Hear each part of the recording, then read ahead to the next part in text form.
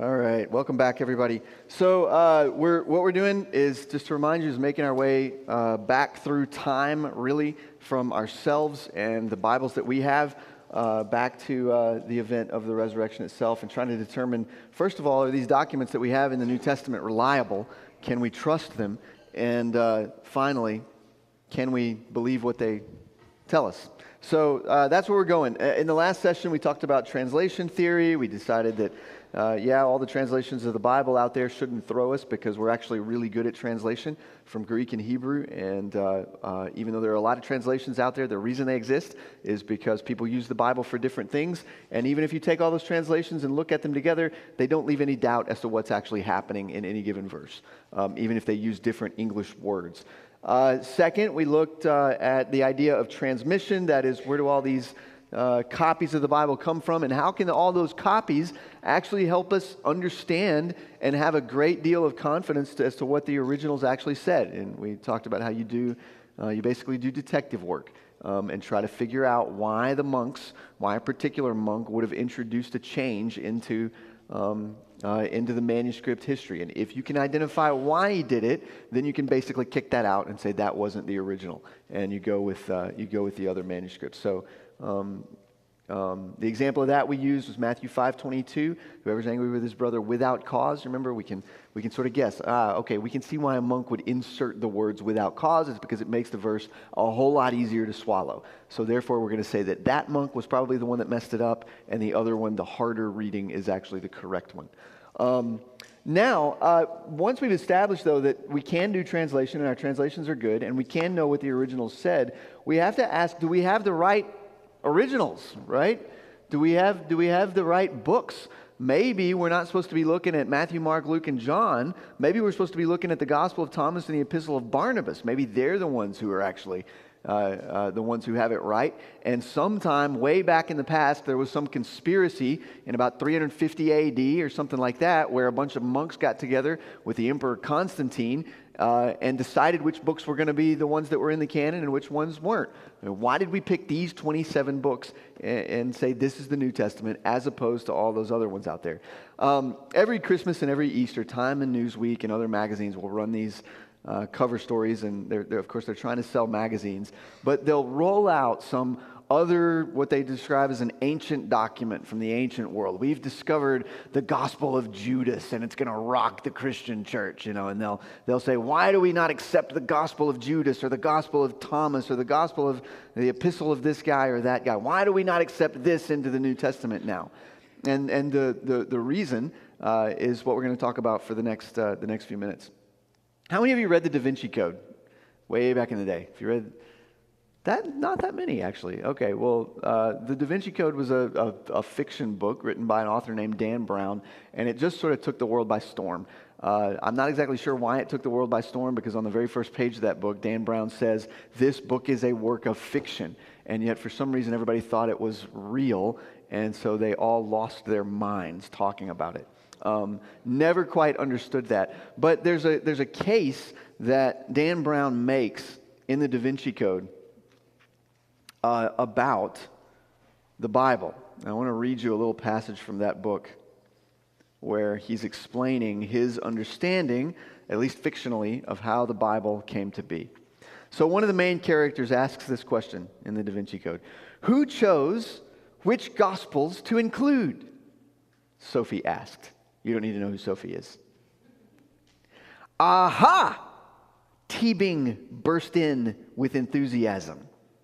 Nobody ever accused Dan Brown of being a great writer, but Teabing is like the smart professor guy. Aha! Teabing burst in with enthusiasm.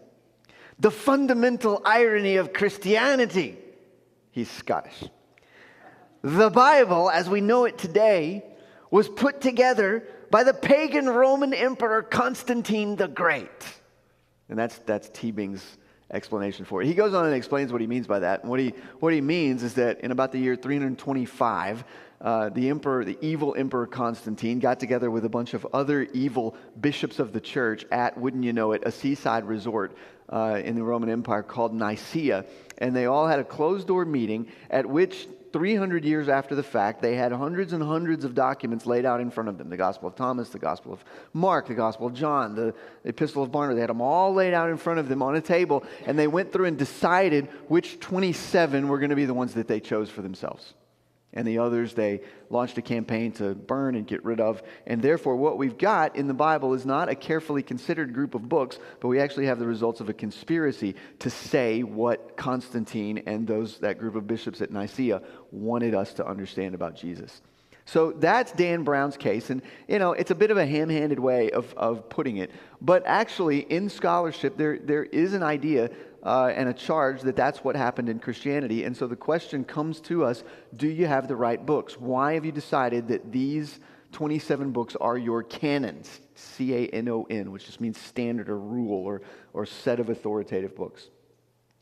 So in order to kind of deal with that question, you got to do a couple of things. The first thing you've got to do is deal with this charge that there was actually this roiling, boiling sea out there of hundreds and hundreds of documents all saying different stuff about Jesus. And that at some point somebody came along and said, we're going to pick these 27 and get rid of those 227, right? You've got to deal with that charge. The second thing you've got to do is actually come up and see if you can figure out, did the early Christians actually have any good reasons for defending the 27 books that they ended up defending, right?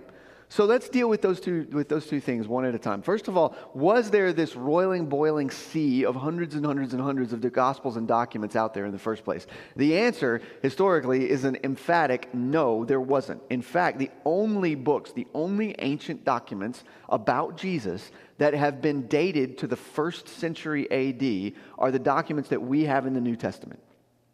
All 27 of them have been confidently dated to the 1st century within just a few decades of Jesus' death. And there are no other books other than the 27 that have been dated to the 1st century. So there was not this roiling, boiling sea of Gospels and documents that the early Christians had to deal with. In fact, the next ones that come along are written sometime in about the end of the 2nd century, so 180, 190, 160, 150 AD. And those are written by what we call the Church Fathers, and they are in almost entire agreement with the documents of the 1st century. So you still don't have anybody popping up as a kind of minority report saying that Jesus was just a teacher, Jesus was this. Those documents don't begin to start showing up, the ones that are sort of challenging Christian tradition, until sometime in the 3rd and 4th centuries. And the reason they're popping up and sort of challenging the tradition is because there is in fact already a tradition in place, and they're trying to break into it. So there's no point at which there's just a table of documents laid out and somebody is picking them. One of the things that you've got to do in this regard is get rid of that idea of a table with a bunch of documents laid out and people picking them in the first place. That's just not the way it worked. The historical situation, which is a whole different story, is actually that you should... So imagine that... Here's how it worked. Imagine that you're just a Christian, right? Or maybe you're a Christian pastor or bishop in the city of, say, Ephesus, right? You're a Christian. Your church has been planted several years ago. Paul came through at some point, planted your church. He went away and he's doing his own thing. And one day in the mail, there shows up this letter from Paul, the founder of your church, who lived with you for several years. And it's a letter that's written to you and your church there in Ephesus. Now, you've got enough understanding of who Jesus was and what Jesus' teachings were. You've been told these stories about him. And you know that Paul is an apostle of Jesus. And therefore, like we talked about last night, he's authorized to speak for Jesus. So you receive this letter from Paul, and it's from him, obviously. You know his handwriting because you know him. You can hear his voice as he's reading. You know it's from him. And so you read this letter, and you understand that this teaching, you accept it immediately as being the authorized teaching of an apostle of Jesus. And it becomes one of, alongside the Old Testament, your church's authoritative rules of how they're going to live their life, right? And you read it to your congregation, you preach from it, because this is authorized stuff from Jesus through Paul, right? So you receive that. At some point, though, you start to hear other traditions from, say, your sister church down the road in Colossae, right? That they have actually received a letter from the same Paul to their church. And so you say, oh my goodness, there's another letter out there that is from the same Paul that we know. Would you take that letter and would you copy it for us and send it to us? And they say, yeah, we'll do that. Will you send us your letter from your church that Paul sent to you in Ephesus and send us that? And so then all of a sudden, both Colossae and Ephesus have the books of Colossians and Ephesus. Right? And you can read them and you compare them and you can see, yep, this is written by Paul. It has the same voice as Paul. It's not teaching anything that's wild. Well, then let's say that somebody pops up and John, right, has written a gospel. It's AD 90. And all of these churches have Colossae and they've got Ephesus and they've got the Thessalonian letters and they've got Galatians and they've all kind of been collated in all these different churches. So then word comes that John, the great apostle, he's old, he's on Patmos, he's like 90 years old now, but he's written a story of the life of Jesus. And so, somebody vouches for him and says, we knew John, we know John, this is written by him, he's an eyewitness account of who Jesus is, and so you in Ephesus get a copy of the Gospel of John, and you read it and you say, now does this look like John? Well, maybe we didn't know John, but we know these people who say they know John, right? And so we're kind of taking their word for it, and we're lining this up and actually seeing that what John is saying here lines up perfectly with what Paul says in Colossians, Ephesians, Thessalonians, et cetera, et cetera. So it's meeting that. So we're going to accept this too as being authoritative, right? So do you see what's happening here? There's no table on which all these books are laid out and you're choosing between Barnabas and Matthew, right? There's a standard that's being created because of the apostolic authority of the apostles, and this standard and rule is being built up, right? Well, very, very quickly, the 27 books of the New Testament are established, right? Some of them are established more quickly than others, but essentially you've got this rule of 27. And then let's say you're the pastor of Ephesus. You've got your 27 books, 27 letters of Paul, letters of John, Peter, all the rest. They're all clearly from apostles. They're all saying the same thing. Nobody's, they're all clearly ancient and eyewitnesses, all the rest. They all are just pristine. They're perfect. They're all good, right? They all line up with what the Old Testament teaches. And then let's say that this church in, pick a city, Alexandria, right? Let's say Alexandria, Egypt pops up and says, yo, we got this letter too. It's the epistle to the Alexandrians, and it was written by Thaddeus, the apostle. And so you're giving it a little bit of side eye now because, you're maybe 200, let's say you're not the same pastor as, the original one, but you're 5 generations later, and it's 250 AD, right? 200 years removed from all this. And you're going, oh, really? You've got the epistle of Thaddeus to the Alexandrians. Uh-huh. Okay, why don't you send that to us, and we'll see what we think about it, right? Well, you're looking at it, and let's say you open up the epistle to Thaddeus, and you start reading Thaddeus saying something like, Jesus was actually a pagan priest of the Roman imperial cult or something like that. Just some craziness. These ancient documents say all kinds of crazy stuff about Jesus. Do you get real bothered by the epistle to Thaddeus now at that point? Not really. You're going, this really is not passing the smell test. I mean, first of all, we're 250 years removed from this, and this thing has never showed up anywhere in the world, right? Second, we're pretty sure that this thing wasn't written by Thaddeus because we can tell from, whatever set of evidence that it was actually written 100 years after Thaddeus died. So somebody just stuck his name on it. Third, it's saying things about Jesus that nobody else has ever said, and we know what Paul and John said about Jesus. We know what the tradition about who Jesus was and what he taught was, and this is saying something entirely different. So we're not going to get, all in a wad because this fake epistle of Thaddeus to the Alexandrians says something different. We're just not going to do it, right? So you can see how the canon of the Old Testament built up in a much different way than just having 100 of them laid out on a table and we're just trying to decide what to do. It's just not the way it worked.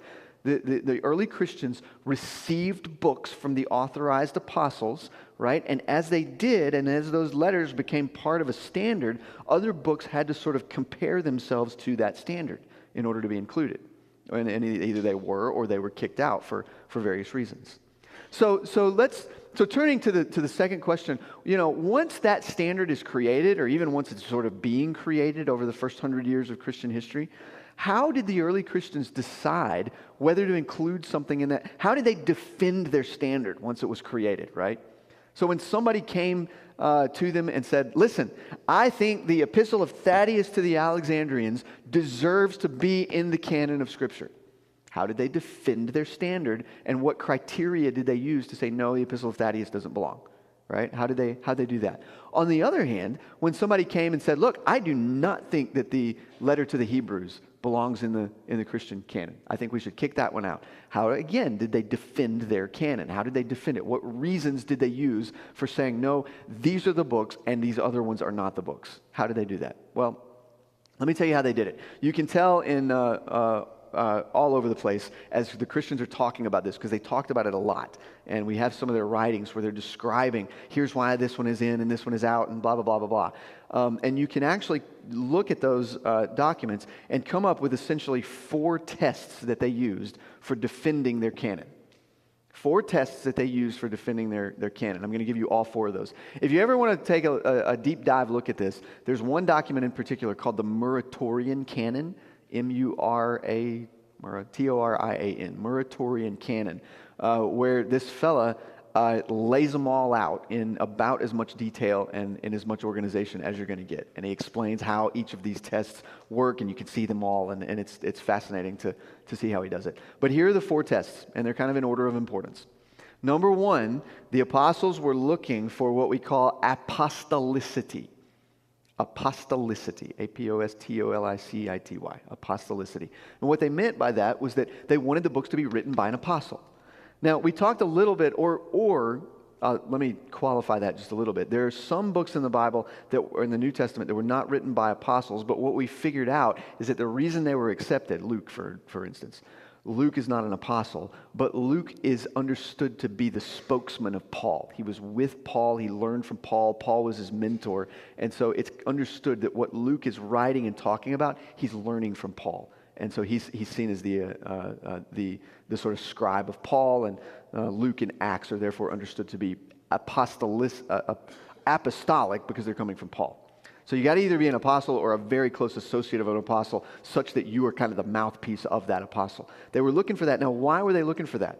Well, we've talked about it a couple of times. The reason they were looking for that, just historically, number 1, is because if you want to understand who Jesus is and what he did and what he taught, you want people who are eyewitnesses to the fact, right? That's just the best thing you can do. You don't want to take the testimony of people who are 100 years removed. You want to know, I want somebody who actually saw it and will vouch for the fact that they saw it. And so that's part of the reason they were doing that. The more important reason, though, is that they heard Jesus' teaching in John 16, that he was going to authorize these particular men to speak for him. And remember, what the Father has, he gives to me. What I have, I give to the Spirit. What the Spirit has, he's going to give to you. And what you have, you're going to give to the church. Right? It's just this chain of knowledge and authorization that runs not to anybody in the world, but to these people right here who have seen Jesus and been specially called by him to be apostles. And so that's why they're looking for apostolicity. A ton of books in the that Newsweek and Time will pop up with every once in a while failed this test right off the bat. Because the apostles or the early church could look at it and say, there is absolutely no way that book was written by an apostle. One of the things that's interesting about these old books is that they'll be written, but they'll have a fake name on them. You ever heard of this? It's called pseudepigraphy, fake writing, pseudepigraphy. And what they'll do is people will write a book, and then they'll try to pass it off as being the work of the apostle John or the apostle, Thomas or Barnabas or whoever. They'll put a fake name on it. Now, why are they doing that? I mean, if you want to write a book about Jesus, say it's 150 AD or whatever, you're 100 years removed, you want to write a book about Jesus and try to stir things up, why don't you just put your own name on it, right? And just get it going. Well, because you know that if it's got your own name on it, 100 years removed, there's not a chance in the world it's ever going to be accepted as authoritative. Because the whole Christian church is looking for things that were written by apostles. So if you're going to have any chance in the world of getting your little fake book accepted, you're going to have to dupe everybody into thinking it's written by an apostle. Well, that happens all the time. So that's why you can have a Gospel of Thomas that's written 200 years after Thomas died. It's because somebody's lying about it to try to get the thing in, right? So that's the first test, apostolicity. The second test is very closely related to that, and that is antiquity. Antiquity. In other words, it's got to be old. And why does it have to be? In other words, it's got to come from the first century. It's got to come from within the first few decades of Jesus' life. Now, why would that be? Why would that be? Why wouldn't they accept a new book? Well, they wouldn't accept a new book because all the apostles died a long time ago, right? That's what they were saying. And if your book is brand new, then there's no way it was written by an apostle. And so if we can tell that it's brand new, we're not going to accept it, buddy. Right? And they would do this kind of thing with everything from the paper to the ink to date stamps to all kinds of things. Like, people would show up and say, I have a Gospel of Thomas or a Gospel of, this person or that person. And, the bishops of the church, the pastors would look at it and go, yeah, but there's a watermark here that says this paper was made like last year. Right? So, take that away. We don't even have to think about it anymore. It's got to be antique. It's got to be old. Right? And so lots of books would fail because they're just not apostolic. They're not antique. In fact, in the Muratorian canon, there's this, I think it's funny. Many people don't think it's funny, but there's this one where there's a book that's under consideration. It's called The Shepherd of Hermas. And they reject it. The Muratorian canon, the guy who writes that argues that we should reject the Shepherd of Hermas getting into the canon, and he says, look, the reason we're not going to accept it is because it's like 400 AD at this point, and the guy says, we all know who Hermas is. He's that guy that lives right down the street, and he wrote it, and therefore it's not old and it's not apostolic, so we're not going to accept it. You can't just pop up and write a new book and claim that it belongs in the New Testament, right? So that was the second thing that they used.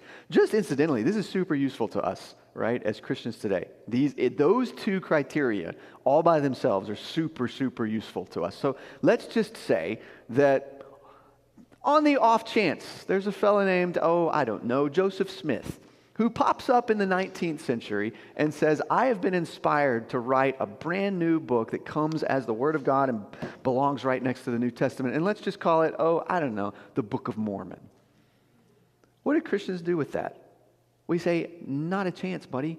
You fail on criteria number one because you, Joseph Smith, are not an apostle, right? You've never seen Jesus, and Jesus has not specially commissioned you to be an apostle. That's finished. He did that already a long time ago, and that doesn't happen anymore. And second, we're not going to accept your book because it's not old. It's just there's no way it goes back to the apostles. We're not going to let that happen. So we kick it out.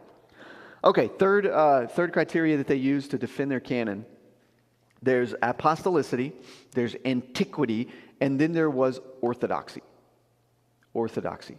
In other words, everybody knew from the very beginning what Jesus said and what Jesus taught. He taught in aphorisms, he taught in parables, he taught in very memorable sayings. That's why you have many of them if you're a Christian and have been for a long time. You have many of them memorized. That's the way he taught, and people remembered that, right?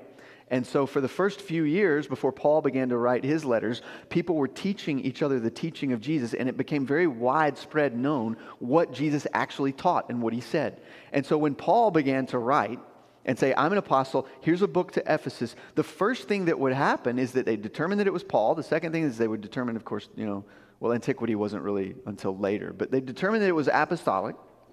And then they would say, okay, let's make sure now that what Paul is saying lines up with what we know Jesus to have taught already. So if Paul even had written something that departed from Jesus' teachings, the church would have kicked it out. They would have said, no, we know what Jesus taught. Like, everybody knows this stuff. We've known it for decades. So how are you going to pop in and say something that's different from what the king says? That's not going to work. But what they realized is that everything that is said in the letter to the church at Ephesus lines up with what they knew Jesus to have taught already. And so it slides in and becomes part of that standard itself, right? They get word that Mark has written a gospel. And so it shows up. They determine that it's actually from Mark, who is an associate of Peter, right? And they line it up and they see, okay, does this line up with what we already know to be the case about Jesus? If it did not, then they would kick it out and say, no, we know that Jesus, didn't do what you're saying he did. He did this instead. But they see Mark's book and they say, no, this lines up perfectly. This is the account of Peter with reference to Jesus' life. And so, it slides in and becomes part of the standard too, right? And then this happens over and over again.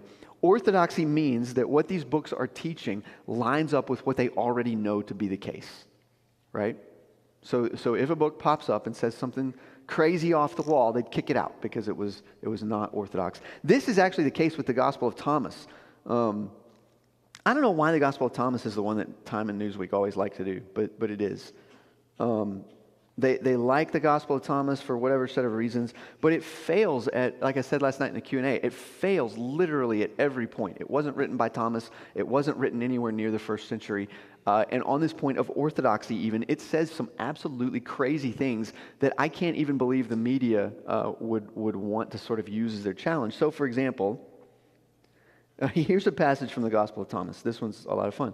Simon Peter said to them, to the rest of the apostles, "Let Mary leave us, for women are not worthy of life."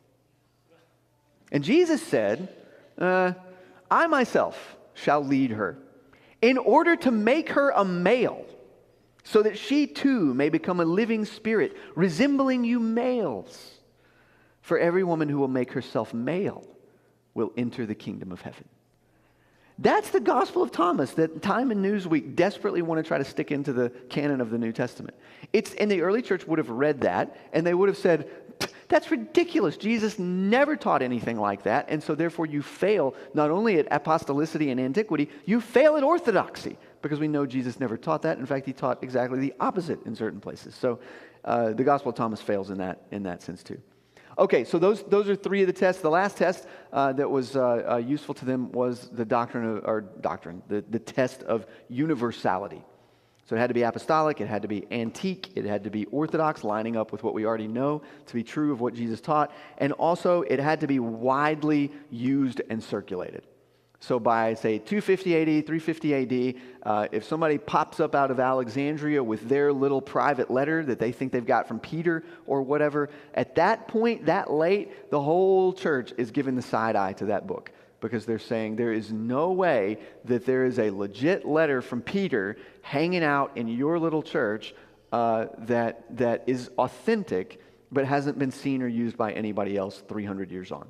Now that is much less, is there going to be some letter that shows up that has been, the private property of some little church in, some country that for 2,000 years has not been in wide use. So, often the question will be asked, well, what if we find Paul's old letter to the Laodiceans, right? What if we dig into some ancient, cave or whatever, monastery, and we find the letter to the Laodiceans? How would we analyze that? Well, for some people, it would throw them. It's like, oh my gosh, how do we deal with this? My faith is being rocked because I don't know whether to include this letter. Well, we would run the same analysis on it that the early church ran on every other letter that popped up and purported to be from Paul or Peter or Barnabas, right? We would say, okay, do we think this is apostolic? And the answer to that is going to be, we have absolutely no idea. I mean, there's just absolutely going to be no idea whether or not this thing was written by Paul. So it's basically going to fail on that account right there, because we just can't know. It may be a forgery. Even if you could date it, way back, it's still not going to quite rise to the level of us being able to say, yeah, this is from Paul. Now you might say, oh, it kind of sounds like Paul, but you're never going to be sure, right?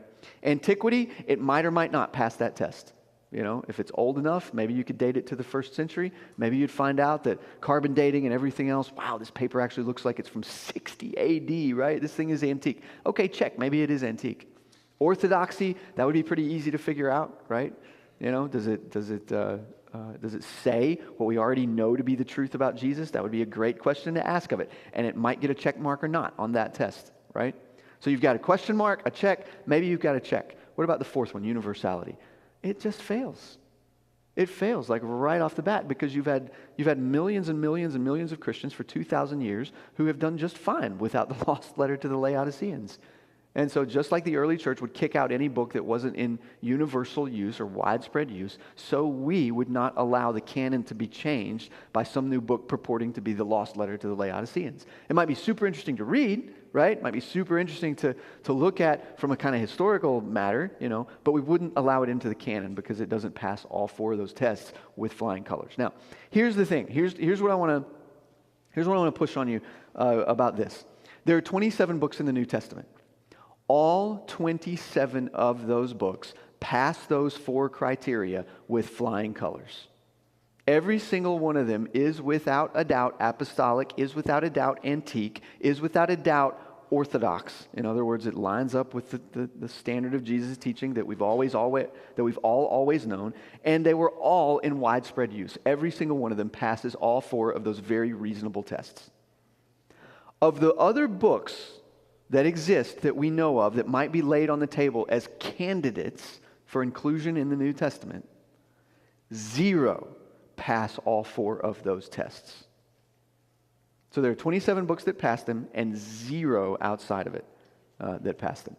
So my question to you, if you have this question, are these the right books, would be, okay, I actually think those 4 criteria are pretty good and reasonable criteria for defending your canon, right? I think they're pretty good. I think if you're looking for legitimate, reliable information about Jesus, you probably want to go with people who are eyewitnesses of him. You probably want to go with the old documents because those are the ones that could have been written by the eyewitnesses. You probably want to make sure that the people who are writing are saying things that line up with what we already know to be true about Jesus. And you probably want books that aren't just popping up out of nowhere and making this claim. You probably want things that are widespread and have a wide base of sort of recognition, right? So my question to you, if you would question that canon, is, okay, what criteria would you come up with that would be more reasonable? Even from a historical standpoint, what criteria would you come up that would be more reasonable? And I think you'll be really hard-pressed to come up with some criteria that would be better than those. So I think at the end of the day, there's always more you could say about these things. I'm just giving you an overview. But I think at the end of the day, we can say, yeah, we do in fact have the right books. We've got the ones that were written by eyewitnesses, by apostles. We've got the ones that don't say silly stuff like women need to become males in order to become a part of the kingdom of God, right? And we've got those that had widespread use and support. 27 books passed those tests. 0 outside of it passed those tests. Okay. Trustworthy. So once we've determined that, yeah, we can do translation, we do know what the original said, we're sure that we've got the right, correct ones to look at, how do we know that these guys who wrote these books were even trustworthy? How do we know that we can rely on them to give us reliable information about Jesus? Isn't it possible that something else was happening there? Isn't it possible that they were, for example, well, there's a few possibilities. One possibility is maybe the New Testament writers were, just writers of fiction. Maybe like any fiction writer, they intended to be writing fiction, and everybody around them knew that they were just writing this fictional story about this fictional character named Jesus who never really existed but is a good story. And we, 2,000 years on, just don't get the joke. Right? We're treating it as if it's real, but actually the apostles and everybody else knew that it was fiction. Maybe that's what's going on. Some scholars have said that. Maybe, on the other hand, the disciples are trying to pull off a hoax on us. Well, maybe they're doing something to. Let's write these down because we're going to go through each one of them. We'll get rid of the resurrection for a second.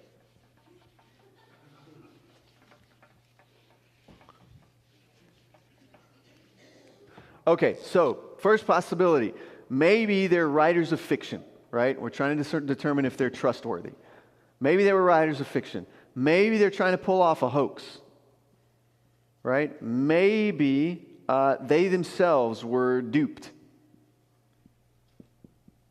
right? Let's just go through those and see if we can figure out what, if any of those are plausible. First of all, maybe they were just writers of fiction and we're just not in on the joke. The problem with saying that is that it's really clear from what they're actually writing that they're trying with everything they've got, every fiber of their being, to convince us that they're actually writing history, and fiction writers don't do that. Ancient fiction writers and even modern fiction writers will always give us some indication in their book and in the writing of it that they're writing fiction and not history.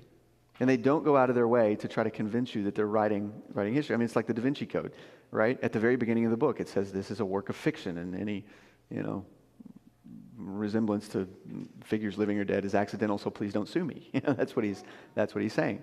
So they'll tell you that they're writing fiction if that's actually what they're doing. The gospel writers are totally different, though. So I mean, you can just look at say the beginning of the Gospel of Luke, where Luke is just going out of his way to say, I'm writing history. Inasmuch as many have undertaken to compile a narrative of the things that have been accomplished among us, just as those who from the beginning were eyewitnesses and ministers of the word have delivered them to us. It seemed good to me also, having followed all things closely for some times past, to write an orderly account for you, most excellent Theophilus, so that you may have certainty concerning the things you've been taught, right? I mean, he's just straight up trying to convince this guy Theophilus, that he's writing history.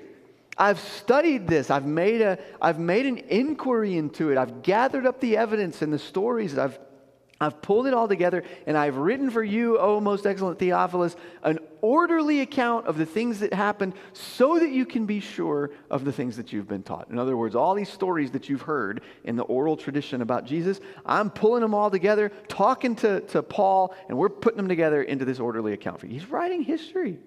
I mean, John does the same thing, right?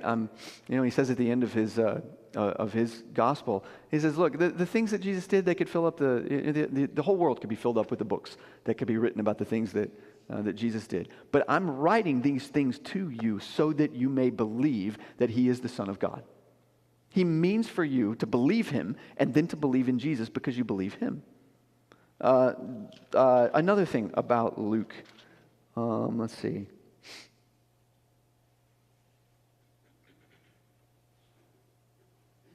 I gotta find this particular.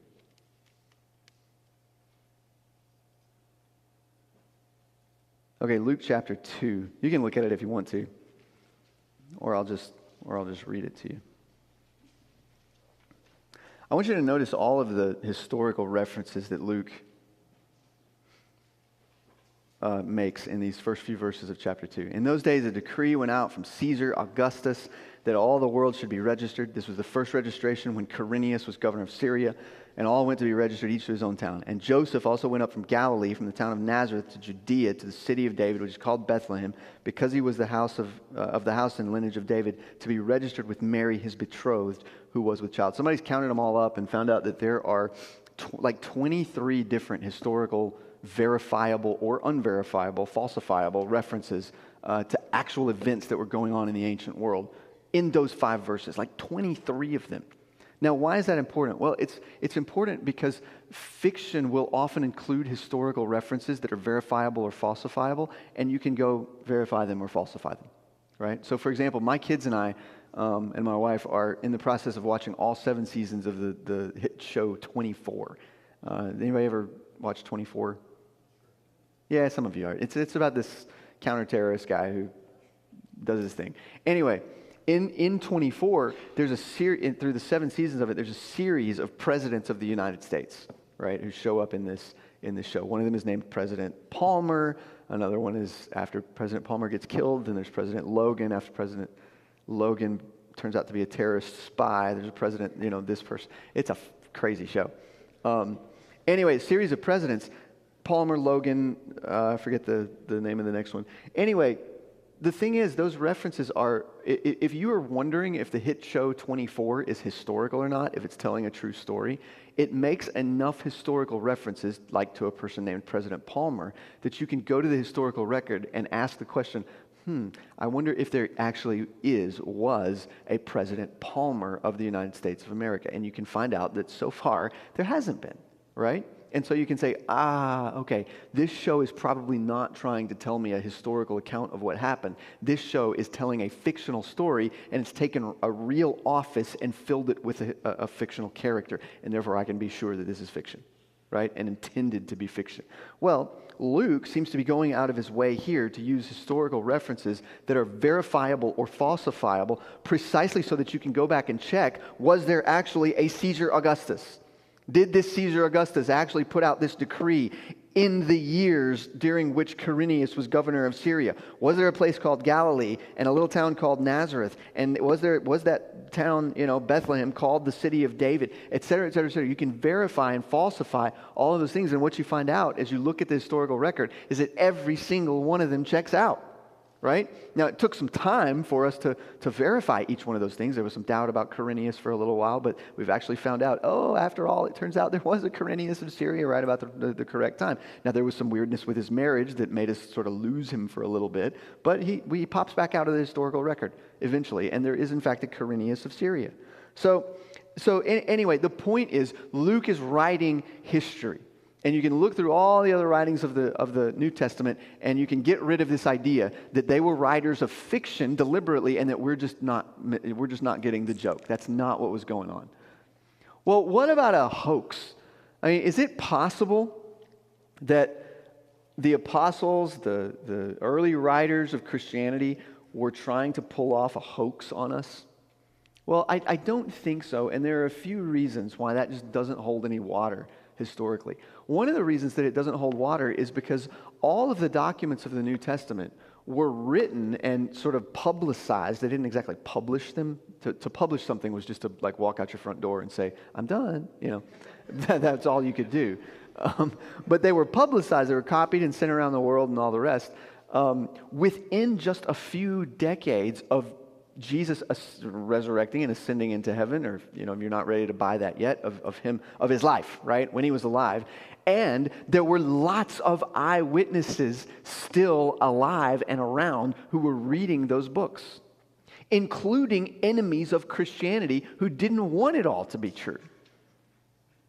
And what you find in the historical record is that even the enemies of Christianity, when they read these accounts of Jesus' life and when they read the letters of the apostles that talked about Jesus' life, they never, ever, ever, even the enemies, never, ever, ever contradicted the factual claims that were made. Nobody ever said, oh my gosh, you guys are absolutely full of it. There never was anybody named Jesus. There never was a teacher named. You are making this up. You were trying to pull this over on us. They didn't even say things like, what are you talking about? Jesus got married and had 4 kids and lived out his life in old age and died, and we buried him in the temple. Nobody ever said anything like that. In fact, nobody even ever said, no, Jesus was not resurrected. His body is right here in the tomb where we left it. Nobody ever said that kind of stuff. When they argued against Christianity, what they argued against was the significance of Jesus' life, death, and resurrection, which is fascinating because they never argued the facts, just the significance of the facts. They would say things like, yeah, okay, Jesus lived, died, resurrected, all of that, fine, we're not going to argue with that. What we're going to argue with is that it actually means anything. It's fascinating, isn't it? So all those books were written within a few decades while there were still eyewitnesses, including enemies of Christianity. Nobody ever contradicted them. And it would have, if the apostles were pulling off some kind of a hoax, it would have been very easy for other eyewitnesses who weren't in on the hoax to falsify them and say that they weren't true. Another thing that just sort of works against this whole idea of a hoax is that if you're trying to pull the wool over the world's eyes and convince everybody that Jesus is the Lord of life, and that you're his special people and all the rest, why do you, if you're trying to convince everybody that you're like a special leader of this resurrected guy, and that you ought to be honored, therefore, and made wealthy and all the rest of it, and be the powerful leader of this new church, why do you keep making it so clear to everybody that you're an absolute tool? Like the apostles, even in their own writings, keep making themselves out to be absolutely foolish, dense people. Why do you air out your dirty laundry so much if you're trying to pull off a hoax? Nobody does that. I mean, you read through the book of Acts, and Luke, who's the spokesman for Paul, airs out all of Paul's dirty laundry. He talks about how Paul and Silas get into this massive fight with one another, and they end up splitting apart, and then Silas comes sort of crawling back to Paul, and Paul kind of nastily says, no, I don't want you with me anymore. Right? I mean, why do you, if you're Paul and Peter and you're trying to pull off a hoax that you are the people who need to be honored, why do you allow the dirty laundry about your fight about eating with Gentiles to be aired to the whole world? For that matter, if you're trying to make Jesus look so good, why do you put him in positions that so often kind of make you look side-eye at him like, what's going on there? Like, why does it take Jesus 2 shots at the miracle of making the guy see again? You don't write that if you're trying to make Jesus out into a superhero, right? I mean, it never takes Thor 2 shots to destroy the enemy that he's got. That's not how you write superheroes. You have Jesus say something, rub a little mud on the eye, snap his fingers, and bam, the dude can see. But Jesus sort of messes it up, right? He can only see halfway. And then Jesus kind of has to, let me do it again, and he fixes it. Now, there's a reason behind that, right? But the point is, that reason is sort of buried, and you have to get to it theologically. But if you're just trying to convince everybody on the first shot, Jesus is awesome, you don't have him messing up like that. Same thing with the woman touching his robe and being healed of the issue of blood. Why don't you have your superhero, fake Jesus, know immediately who touched him? Why is he not sort of the grand hero of the story who knows everything? But no, you've got him being touched and then sort of turning around going, wait a second, I'm the Lord of the universe and all the rest, but who did that? It doesn't make any sense unless it happened. It only makes sense that you would write those sort of foibles into the story if they actually happened. If you're trying to make up a fake superhero story, you just don't put that kind of stuff in there. So is it a hoax? I don't think it's a hoax. They're just not trying to do that. Well, what about were they duped? Actually, let me look something up real quick. I want to make sure I said everything I wanted to say about that.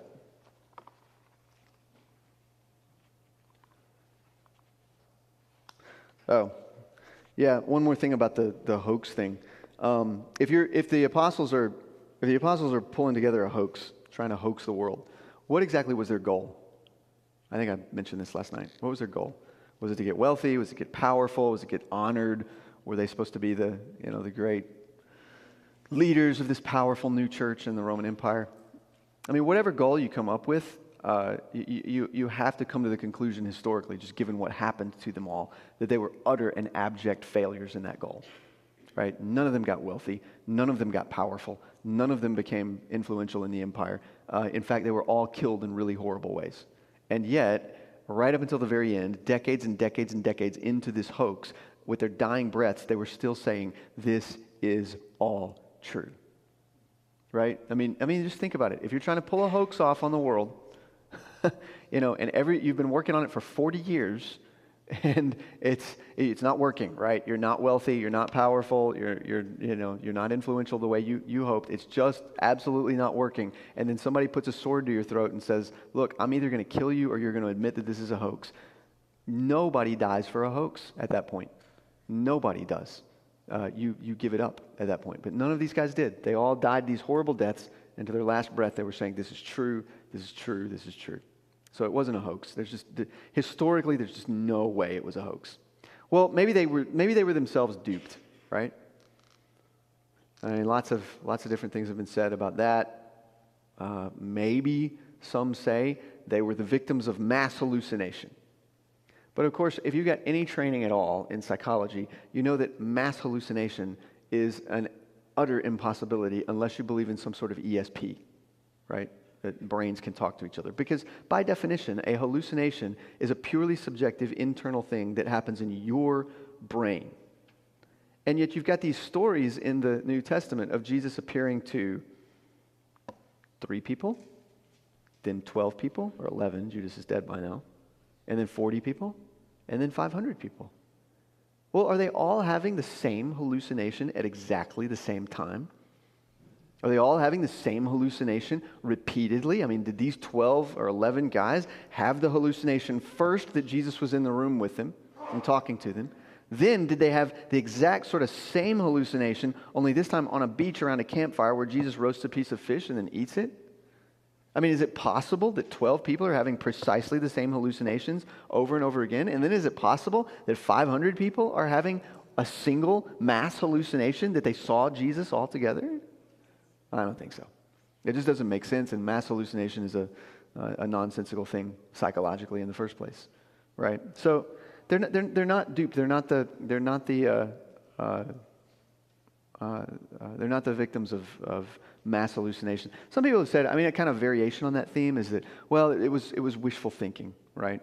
They were heartbroken by the fact that Jesus had died. They had all their hopes in this guy, and so it's just sort of wishful thinking. This is their way of moving on with life. They just sort of put it together in their own heads. Oh, no, he's alive, and I'm just going to, denial is more than a river in Egypt, right? I'm just going to deny that he died. He is alive, and that's my story, and I'm sticking to it. Wishful thinking. Well, the problem with that, though, is that if that's what they were going to do, they wouldn't have come up with the idea of resurrection for that. I mean, resurrection was a thing. It wasn't a new idea when Jesus resurrected from the dead. The Jews had something that they called resurrection, and they knew precisely when and where it was going to happen. That resurrection was going to happen at the end of time when God came to judge the world. That's when it was going to happen. So if you're just doing, you can see that in John 11, right? Jesus says your brother is going to rise again. And Martha says, I know he's going to rise again in the resurrection at the last day. She knows that it's coming. She knows her brother's going to rise again in resurrection. It's not a new thing that the Christians invent. So if they're victims of sort of wishful thinking, if they just can't handle the death of Jesus and they need something else, they're not going to grab something that literally everybody in their nation is familiar with and try to redefine it as something that happened to one guy yesterday. Right? That just, everybody would just go, that is so stupid. You can't do that. Right? Because they know what that is. No, they're going to come up with something else. Right? They're going to come up with something other than resurrection. But what they start to realize is that there's no other way to explain what we have experienced. We saw the empty tomb and we saw the resurrected Jesus, and he can do stuff like walk through walls. There's nothing else that explains that other than that thing that we thought was going to happen at the end of time has happened early to this guy. And thus Paul will say things like he's the first fruits of the resurrection, right? It's not wishful thinking. It blows their minds that this has happened to Jesus. And you can see that in the way they react, right? Thomas is saying, I will not believe that this has happened unless I can see his body and touch his hands and touch his side. I won't do it. And he's not gullible. He's not duped. So they're not guilty of wishful thinking, and they're not guilty of some mass hallucination. So at the end of the day, if that's true, if all of this is the case, that they weren't writers of fiction, they weren't pulling off a hoax, and they weren't duped, then I think we can say, yeah, look, these guys are trustworthy. They tell us that they're writing history. They're not trying to pull the wool over our eyes. They really intend for us to believe that they saw the things that they say they saw. Now, I know that if you're skeptical about it, you can always say, yeah, okay, all right, pretty good case. But man, there's always the chance. There's always the chance that they're hoaxing you and they just did it so well that they got you. There's always the chance. Okay, fine. But at that point, you're talking about mathematical certainty and not the kind of historical confidence that we've got. And what I would put onto you is that, there is always the chance that we're dealing with some Manchurian candidate thing here, where the dupe is just so stinking good that nobody will ever be able to penetrate it. But at that point, I'd say, you're the one that's sort of dealing in wishful thinking at that point. You're trying to defend your skepticism against good evidence. And it's not me who's engaged in creating a story. It's you rewriting the script of the Manchurian candidate. So I think we've gotten to the point where we can say our translations are good, the transmission is good, we know that we've got the right books, and actually we can say that the disciples are trustworthy. So I think what we've gotten to is the conclusion that the books of the Bible that we have are historically reliable.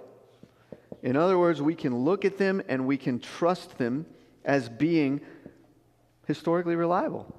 Now, there's one more question, though, even after you've gotten to the fact that you've gotten to the point that, we're not being duped. These guys really believe what they say they believe. They're not writing fiction, none of that. There's no error that keeps us from knowing what they were saying. The next big question, though, is, okay, but still, is it true? Is it true? Is it true? Right? There have been times when you, as a trustworthy person, I'm sure if you think back on your life, there have been times when you, as a trustworthy person, have sworn up and down that you saw something happen, right? And you're generally historically reliable, right? You're not lying. You're not trying to write fiction. You really believe what you're saying. You're just wrong. You're just flat wrong. You just messed it up. Well, is that possible? That these guys are historically reliable. We know what they said. We don't think they're duping us. We don't think they're hoaxing us. We don't think they're writing fiction. We think they're reliable. Is it possible they just got it wrong? That something else happened other than resurrection that caused everything that happened after that, and we've just all got it wrong. Is that possible? Well, a lot of scholars throughout history have said that's exactly what happened. That whatever happened on that Sunday morning, and it had to be something. Everybody agrees with that, right? Because here we are in, one of millions of Christian church buildings that exist around the world.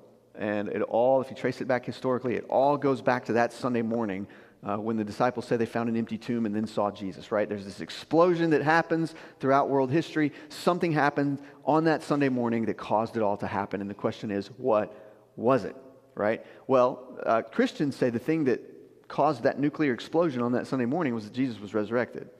Scholars who are skeptical will say, no, no, no, no, no. It couldn't have been resurrection because resurrection doesn't happen. There's just no way that that can possibly be the case. So let's come up with some other explanation that could explain everything that happened. What is it that could have happened on that Sunday morning that will explain everything just as well as the idea, they would say false, of resurrection? Right? So this is how you do history, actually. This is just basic like historical methodology. You see the effects of some event, and maybe the event that is claimed to have happened seems a little bit far-fetched. It seems a little bit strange. And then historians go to work. They hammer and tongs that sucker, and they try to figure out, okay, let's try to figure out if we can come up with some other explanation for what happened other than this crazy one that you all are talking about, right? And they go after it, and they say, okay, well, instead of this happening, maybe this happened. And then eventually, most of the time, they'll hit upon some explanation that explains it all. Right? They'll come, like for example, the pyramids in Egypt, for instance. You know, I mean, there are crazy theories about how the pyramids in Egypt got built. And for a while, I mean, there were people saying that the stones are too big and the angles are just too severe, and therefore they had to have technological help, and so therefore it was aliens that came and helped them build the pyramids. Just all kinds of theories about how the pyramids got built. Well, then eventually somebody comes along and offers the explanation, I don't know all the details of it, but that there was a particular kind of tool that the Egyptians invented during this time that would allow them to move these heavy stones up at these particularly severe angles. And then you're left thinking, okay, so if that explains how the pyramids got here, it was just a tool like made out of ropes and wood and that kind of stuff. That explains everything. Let's go with that rather than aliens. You know, you can do that. So scholars have tried to do that kind of thing with the resurrection. They've tried to say, we don't buy the resurrection. Let's try to come up with some other explanation that makes everything clear, and we'll go with that when we find it. Okay, so what are those? Well, I mean, let's talk about it. First of all, let me say something first before we get to these. We'll just write it up here. Other explanations for what happened after that Sunday morning. There's going to be a bunch of them. Other explanations. But first, let me just say something about the idea of miracles, first of all. Just things that are supernatural. A lot of people start with the assumption that the supernatural cannot and will not happen, and therefore that is why they rule the idea of the resurrection out of order right off the bat. I start with a presupposition that the supernatural cannot happen, and therefore I say, because the resurrection is something supernatural, and the supernatural never happens, cannot happen, therefore the resurrection could not have happened. Right? They try to do that. Now there are lots of reasons why that's illegit. There's a philosophical objection to miracles that fails. There's a scientific objection to miracles that fails. Lots of different things that fail. We don't have time to talk about all that. What I want to say to you about that, though, is a little more human, and it is that, is it possible that that miracles seem implausible to you, not because they are in fact impossible, but because they are just outside of your experience? Is it possible that miracles seem implausible to you, not because they are in fact impossible for some reason, but because they're simply outside of your experience? I mean, you talk to a lot of Christians, and you ask a Christian, what do you think about miracles? And they're really quick to say, yeah, of course miracles happen.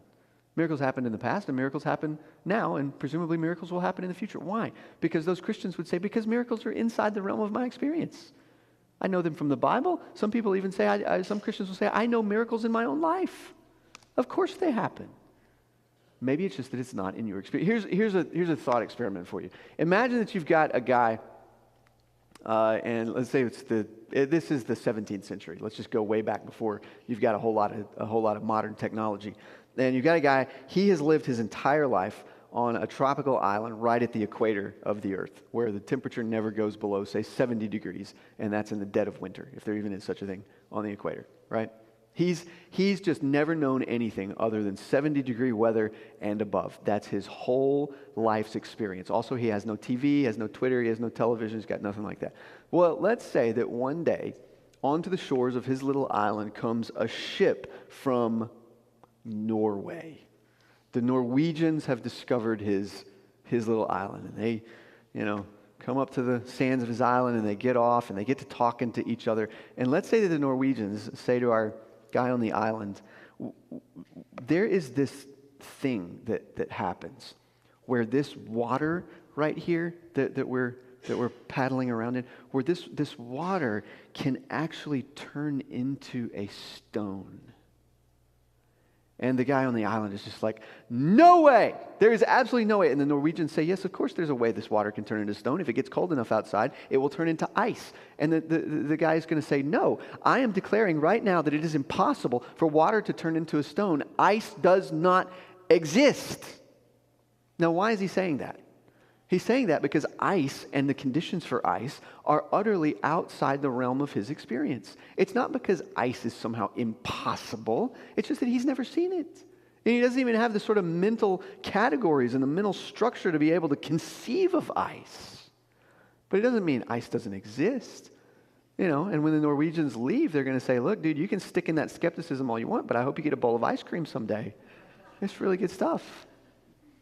All that to say is that just be careful before you declare that miracles are absolutely impossible. You may be telling the world more about yourself than you are about miracles. So that's the first thing. Okay, so back to this. If you've got this sort of explosion that happens on that particular Sunday morning, right, and then everything happens in history, there's this massive thing that happens, and the question is, what is this? What is this thing? Christians say it's the resurrection. Skeptical scholars don't want to give credence to the idea that the resurrection caused all that. And so they've done the work over the last 2,000 years of trying to say that maybe there are other explanations out there of what actually happened. So one of those, and the question is, for Christians, okay, do any of them work as an explanation? Do any of them actually work in explaining what happened? And Christian scholars have gone back and said, no, all of the explanations that you're given don't actually get it for whatever set of reasons. So let me give you a smattering of some of those.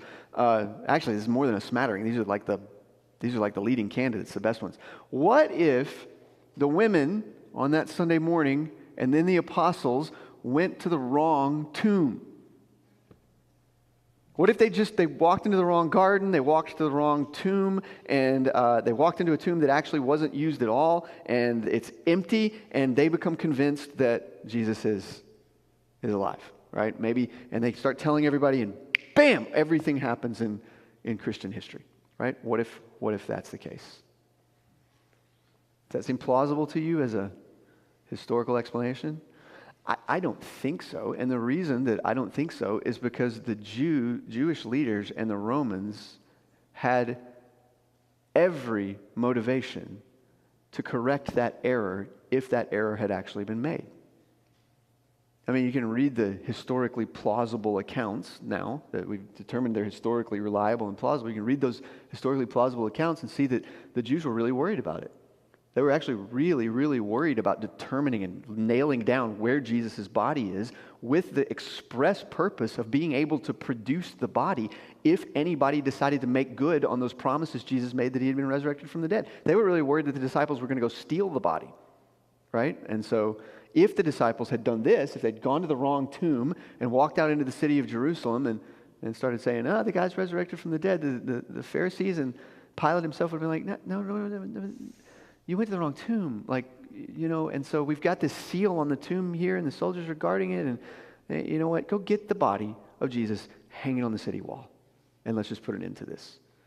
Nobody ever did that. Why not? Because it's not historically plausible that they went to the wrong tomb. There were too many things that were defending against that error for it to be the thing that explains the explosion.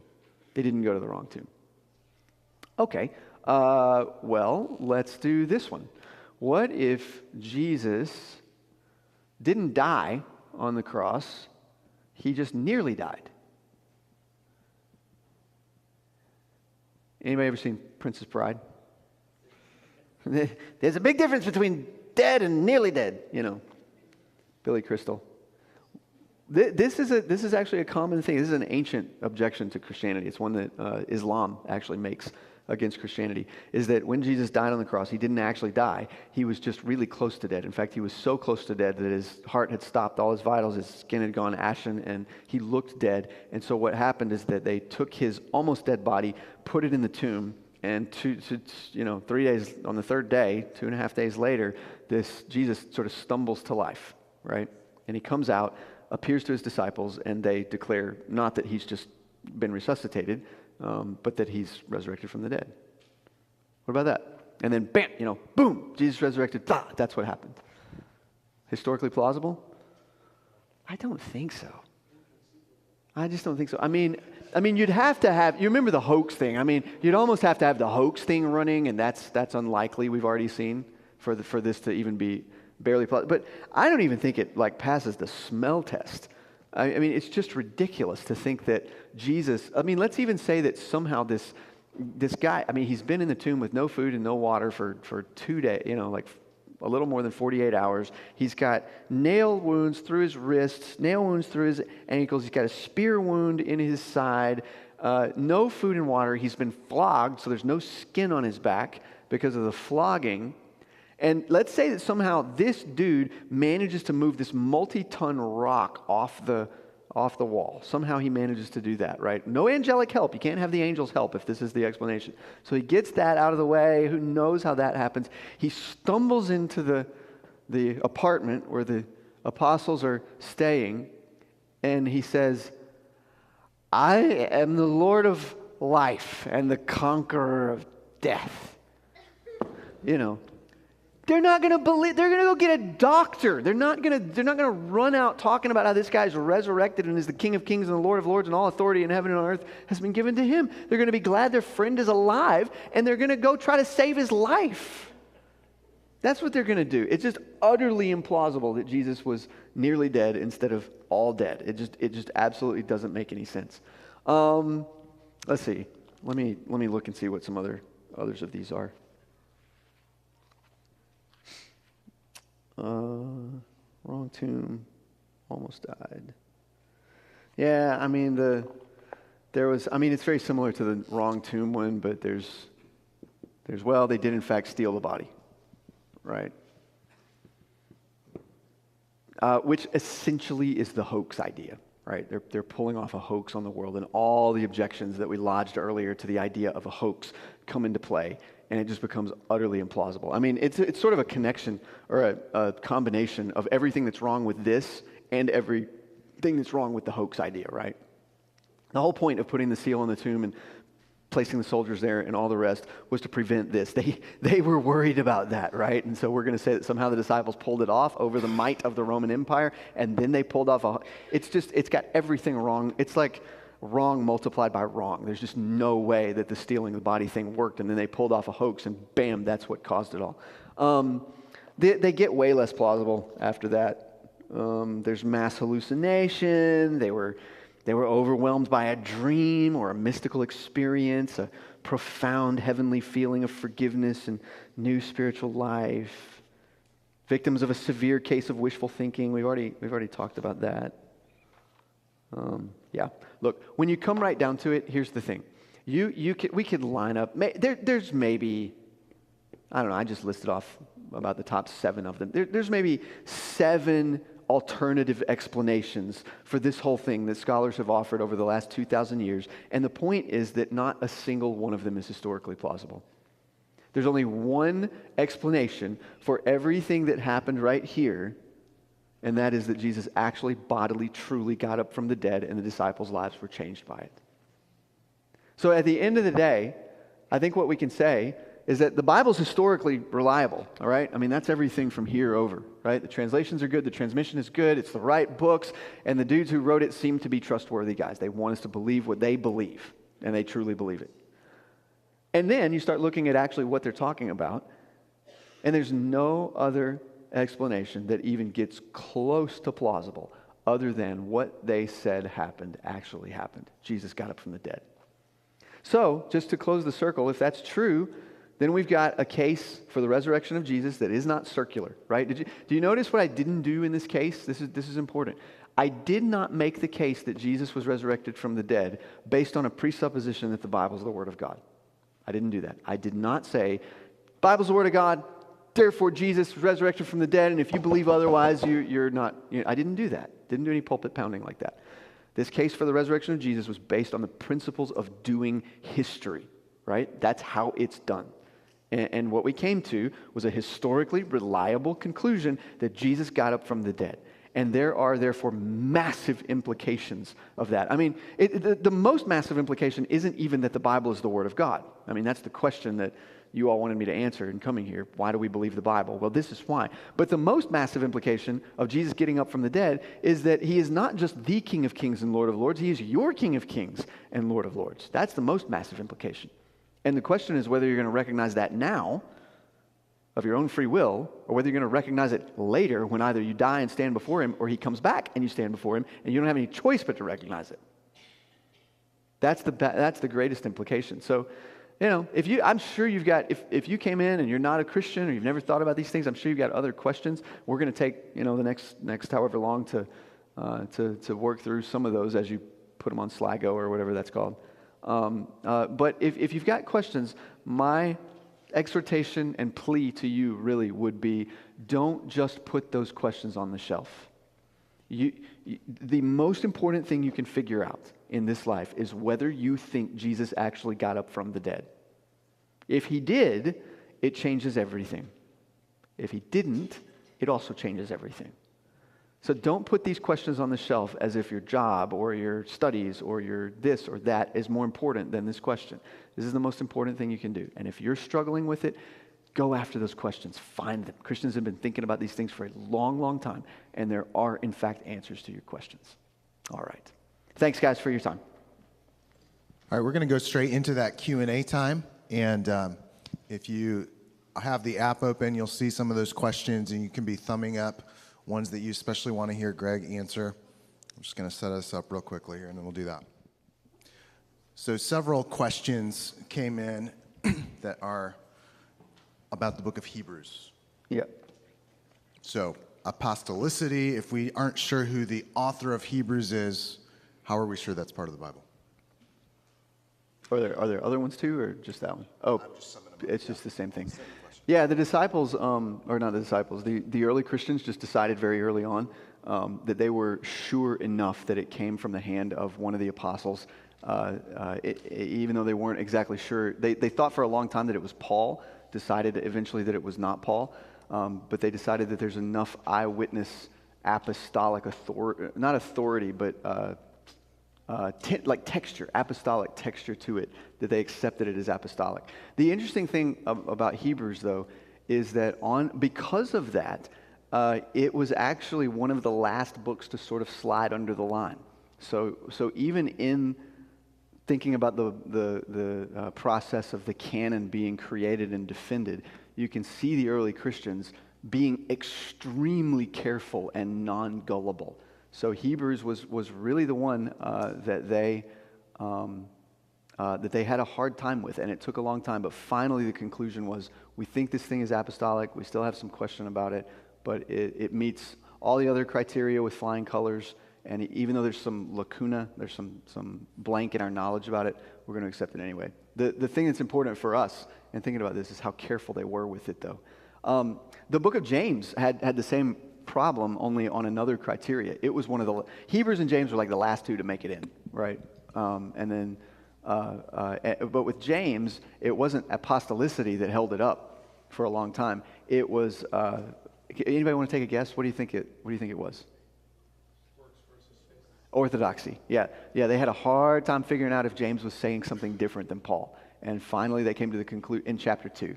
And finally, they came to the conclusion that, no, James is saying exactly the same thing as Paul. He's just using language and words in a different way. And so it, too, slid under the wire along with Hebrews. But, I think what's fascinating there is that they're not gullible. I think people often think that because these people lived 2,000 years ago that they were stupid and gullible. And so we'll do that all the time with the Bible. We'll be reading along with the Bible and run across something that doesn't quite make sense to us, and we'll just chalk it up to the gullibility and stupidity of these ancient authors. Well, actually, the more you look into it, you start to realize that, they're not the stupid, gullible ones. We kind of are, right? And you'll find that their writings are making a lot more sense than you're making of them. And that's what's going on. You see them being super, super careful with which books they're going to allow to be accepted into the canon, and Hebrews and James are two great examples of it. Related to that, what about the Old Testament? So you have extra books in, say, the Catholic Bible. You have the Apocrypha. Can you comment on that? Yeah, the Apocrypha as it exists today, with Roman Catholics sort of believing that they're a part of the Bible, was a complete 100% historical accident. The Jews, the ancient Jews, never, ever accepted the books of the Apocrypha as they called them the books that defile the hands. That's what they called them.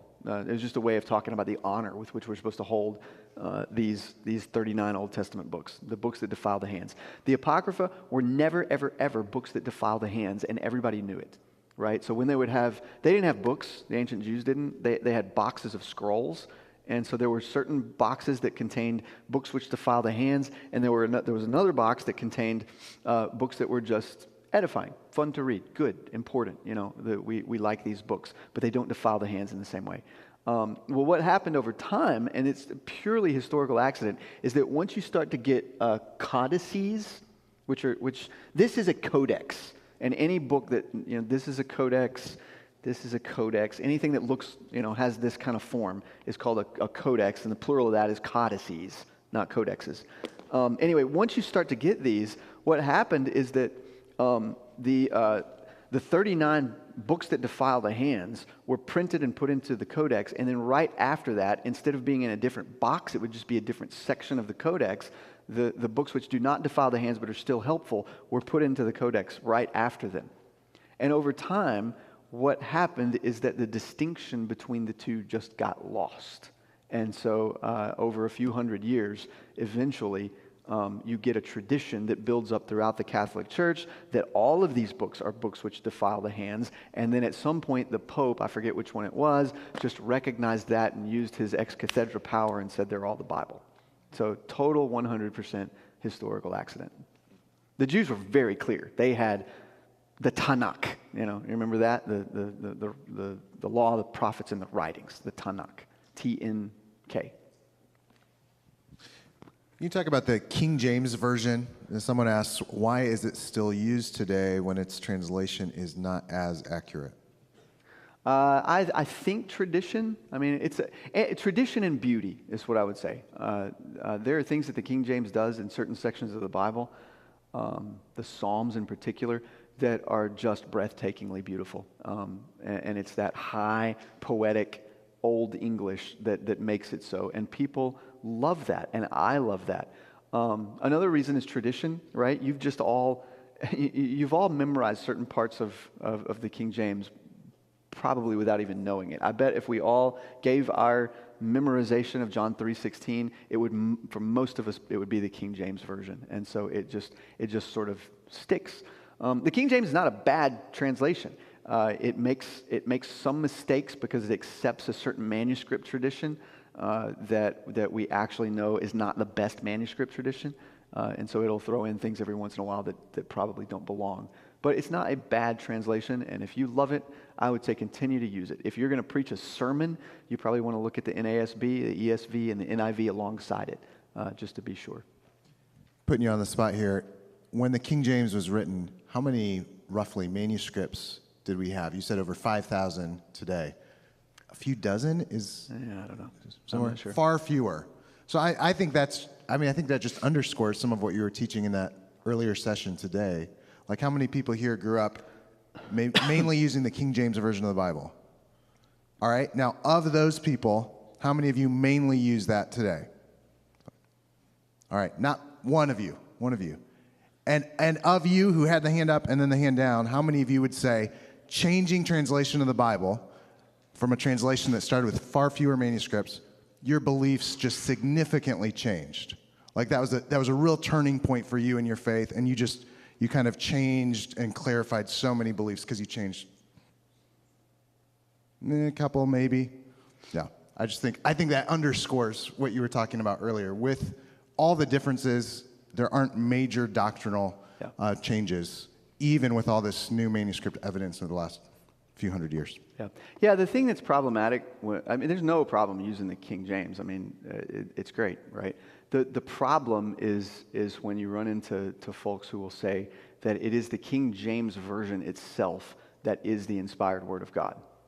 You don't want to say that. That's just absolute foolishness. The King James Version of the Bible is not inspired. Nobody would even say that of the ESV. Nobody would say that of the NIV. No, what's inspired are the original autographs, right? The autograph means self-written, like the self-written things of the apostles. So the original autographs are what is inspired, not the translations and the copies and all the stuff that comes after, including the King James Version. So you just don't want to say that. I had a guy in my church who said one time when my church was, this is when I was a kid, was switching to, I think, the NIV, and the dude made the argument that if the King James is good enough for Jesus, it's good enough for me too. Yeah. Don't make that argument. So from that, people say, okay, the originals are inspired. Is my English Bible, when I hold it, is this the inspired Word of God? Yeah. Yeah, insofar as it reflects what was originally written. Yeah. And you're saying it does. It does. Yeah. A specific question here. What explanation is offered for the verses in Mark 16 that are not in all manuscripts? We could say the same for John 8. Those are kind of the two passages. Yeah, I just preached on John 8 not so long ago. And what I said about that would be almost perfectly applicable to the longer ending of Mark. And it's essentially that, I wish I had time to pull it up. I could tell you. If that's your question and you want to talk about that more, come ask me and I can search my email and find that sermon manuscript and I could even email it to you. But it's essentially that John 8 and Mark 16 don't show up in the manuscript tradition until 400 years later.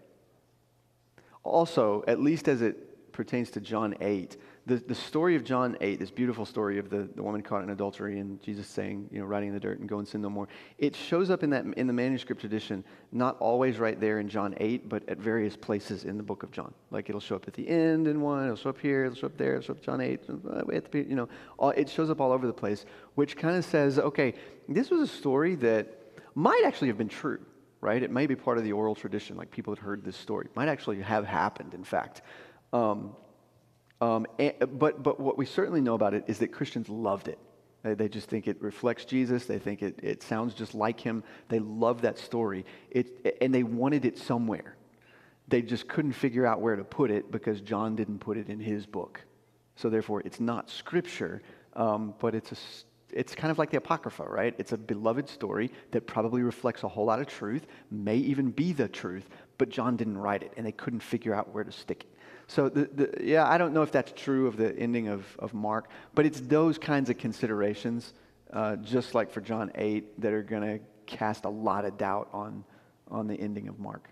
So, if you want to know about John 8 in particular, just if that's your question, come up and ask me. I can give you all the detailed info about it. Here's a question about our conversations with others. What's a good way to turn a bad faith argument about textual criticism to someone's heart, to the root of unbelief? Okay, so we're assuming it's a bad faith question. It's not that all questions about text criticism are bad faith, right? There are good questions about all this stuff, and you shouldn't assume that any question that, is back in this stuff is a bad one. That's the first thing I would say. You should try to answer them, and if you can't answer it, find the answer. But once you've gotten there, somebody seems to be digging their heels in. They're not accepting, any sort of good answer. Let's just say it's a bad faith. But what I would do in evangelism all the time, and my church sits right next to the University of Louisville, so I'll get freshman philosophy majors who will come up and want to talk about Christian philosophy, or I'll get people who have problems with the flood, or I'll get people who have problems with Christian sexual ethics, or the creation, or whatever. There's this whole cloud of stuff out there that people have problems with Christianity about. My general approach to that is to say some thoughtful things about whatever question they've got, right? Try to pin them to the wall a little bit on their whatever it is they're asking about. Just prove to them that they're not going to be able to steamroll me with their. I mean, it's incredible to me that a freshman philosopher will come up to me anyway and assume that his little question is the one that's going to take down Christianity. I'm just like, you are such a punk. So I'll answer the question, but eventually and fairly quickly, I'm going to try to get out of the cloud of stuff, get out of the cloud and press on them and just say, look, we can spend the rest of our lives talking about creation, sexual ethics, this, and this, all these objections that you've got, and waste our time. Or if you really want to get to the core of what Christianity is, we can go to the question, did Jesus really rise from the dead or not? because it's like the linchpin that holds the whole thing together. If Jesus did not rise from the dead, if you pull that out, the whole thing collapses. If you can prove to me, oh freshman philosophy major, that Jesus did not in fact rise from the dead, if you can make that seem implausible to me, I'll quit my job tomorrow and I'll stop being a Christian.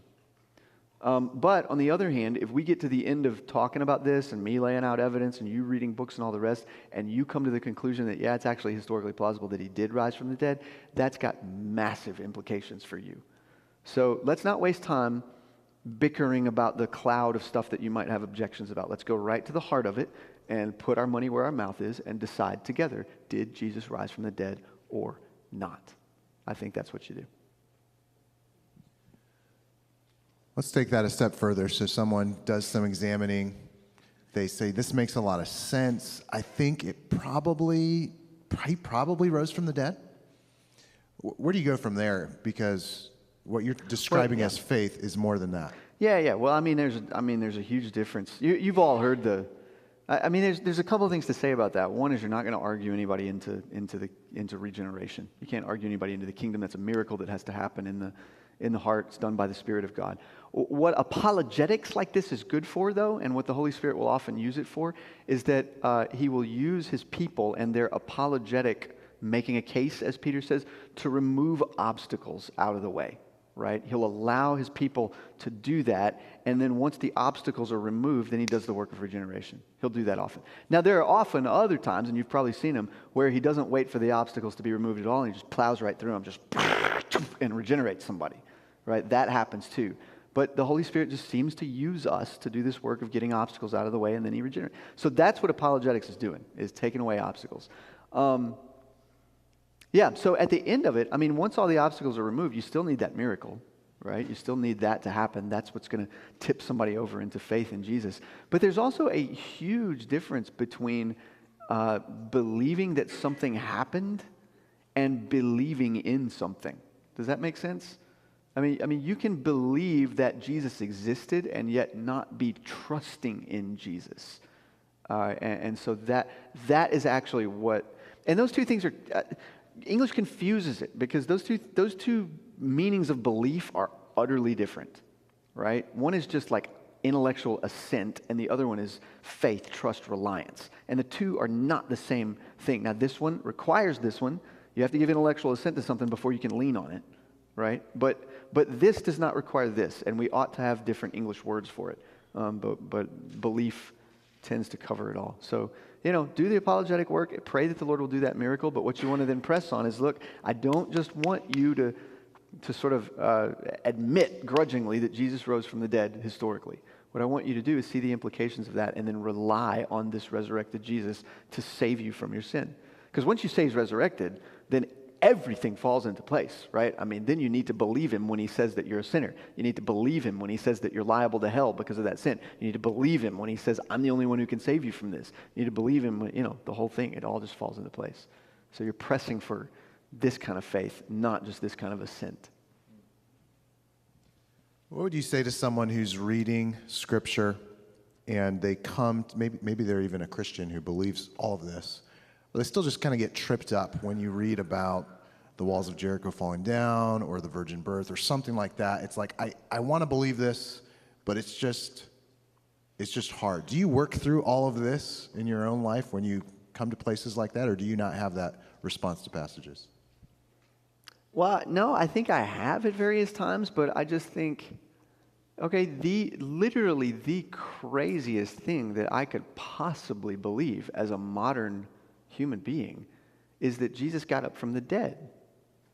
That's literally the craziest thing that I could possibly believe. Like, that's the thing that will get me ostracized in the world. That's the thing that the world is just absolutely not going to accept. And if I've accepted that, why is the virgin birth so hard? Right? It's just not. If God has the power to raise people from the dead, raise his son from the dead, why would I have a problem with a virgin birth or some rocks falling off of one another at the walls of Jericho, or God, making water stand up so that none of that is as hard as the resurrection. And then you've got this whole case that we've made here that the guy who got resurrected didn't have a problem with any of that stuff. So who am I to say that I didn't resurrect? right? So I'm not going to get in an argument with the guy. So if he believes it, why wouldn't I? So, yeah, I don't know. I don't feel the need to prove every little thing in the Bible because I've got the resurrection of Jesus standing there as a kind of anchor for the whole thing all at once. So, I don't need to come to this kind of, gritty case about the walls of Jericho. I've got this. It's the tent peg. It holds the whole thing up. It establishes everything. And personally, I'm good to go. I bet you could make an argument for the walls of Jericho that's similar to this. I just don't feel the need to because I've got the resurrection. Someone asked an interesting question here. Are we accountable for wrong doctrine if it's obtained through mistakes in transmission and translation?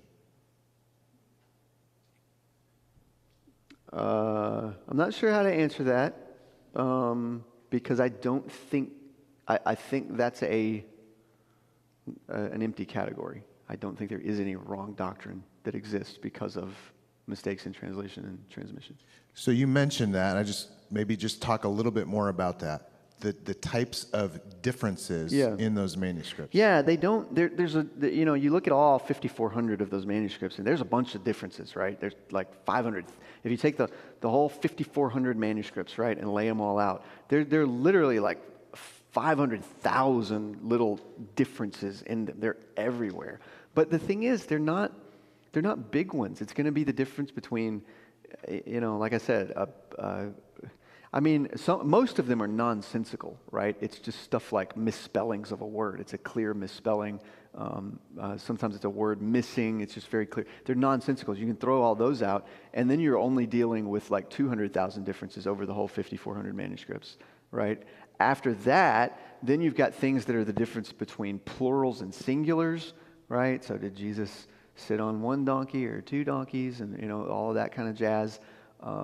You've got the difference between the past and the present tense in the Greek, which ends up making no difference at all in most cases. My point is that once you get rid of all of that kind of stuff, you end up with a big goose egg on places in the New Testament where we're not sure exactly what the original said, and yet it has some massive or even significant implication for Christian doctrine. There are just zero of those. So, are there ones that are a little bit more important? Yeah, we kind of need to know where Jesus went when he went across. There are things that are important. I'm not saying that, but nothing that's sitting on any kind of, big Christian doctrine. Possibly, the person's thinking about the New World Translation. Yeah, good question. Sure. If you're Jehovah's Witness and you have swallowed the New World Translation, Jesus was a God as opposed to God, you're culpable for that because there are resources out there, and there is in fact an entire Christian history screaming at you that is wrong, and you are culpable for that. There's not a Jehovah's Witness in the world who hasn't heard somebody say to them, that's wrong, right? There's nobody maybe there's somebody. There's basically nobody, though, that hasn't been warned about that and therefore has a responsibility to check it out. Interestingly, the New World Translation, you can't find who has translated it also. They don't have, you have dozens of scholars, but behind all these different translations that we're holding in our hands that are on record, and we know who they are, we can go talk to them and ask them questions. You don't have any of that with the New World Translation. A couple more questions. How can we respond to someone who says everything in the Bible after Jesus' death is just church talk and doesn't matter? Church talk? So we like Jesus, but the church, we can't trust everything the church says. I'm a little. You need to understand the place of the church in God's plan of salvation. It wasn't invented by a bunch of pastors who need jobs. It was invented by Jesus in Matthew 16. On this rock I will build my church. It's the very first thing that he does. He establishes his church as soon as he's got a believer in Peter. So I think you've just got to understand. I think we think of church as like it's one little. It's like the green beans on the buffet of things we can eat for our own spiritual growth, right? And if I like green beans and find green beans helpful, I will eat the green beans. If I don't, however, I'll just do podcasts and I'll do, coffee meetings with, Bible studies and blah, blah, blah. But basically it's up to me what I do. And church is just like a fellowship meeting that could be helpful to you or not. It's optional in the Christian life because we're all about following Jesus. I would just say if that's how you think about church, you've misunderstood it entirely. You don't know what the church is. If Jesus is the King of Kings and Lord of Lords, and if he is the Lord of a kingdom that has reinvaded the world, the church is the embassy of the high King of heaven in the fallen world. That's what it is. It acts and speaks with his authority, and there's nothing else in all the world that does that. So, if you don't love the church and honor the church, you don't love and honor Jesus. You are correcting Jesus, basically, and telling him that the first thing he should have done is not establish the church, but establish a Bible study at Starbucks. And I think you would find yourself in a pretty good argument with him about that. Speaking of church, Greg's going to be with us tomorrow morning. 9 a.m., we're going to be back in this room speaking on, he's going to be speaking on the matter of assurance. You want to give a just brief plug for what you're going to be talking about? Yeah, I think, I've just published a book in the last month or so called Assured, that is a sort of examination of Christian assurance. What does it mean to be assured of our salvation, and what are some of the things that often will shake our assurance and even undermine it? So we're going to be talking about that, the architecture of Christian assurance. What are the questions you ought to be asking? Where should you be putting weight and focus if you want more assurance? If you struggle with assurance, we're going to try to do some diagnosis of what might be causing that, right? Because there's a lot of things that could be causing it. So we'll be thinking about lots of those questions. And then one more question that points forward to Greg's sermon tomorrow. So how does the resurrection empower a new way of life today? For the answer to that, he's going to be preaching tomorrow from Romans chapter 8, verses 9 to 11, and is going to be talking about that very thing. So looking forward to that.